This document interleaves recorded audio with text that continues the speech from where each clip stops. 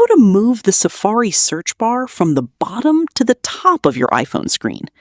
In this tutorial, I'll show you how to change the Safari search bar position on iOS 16 or later.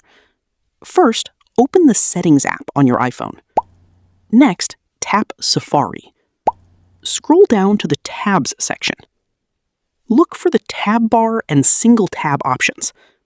Select Single Tab to move the Safari search bar to the top of the screen. Now, open Safari and check the search bar. It should now appear at the top instead of the bottom. You can also change this setting directly in Safari.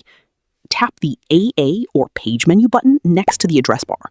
Then look for the option to change the tab bar, single tab layout, or show bottom tab bar if it's available on your iOS version. If you prefer the search bar at the bottom, simply switch back to tab bar. And that's it. You've successfully moved the Safari search bar to the top on your iPhone running iOS 16 or later.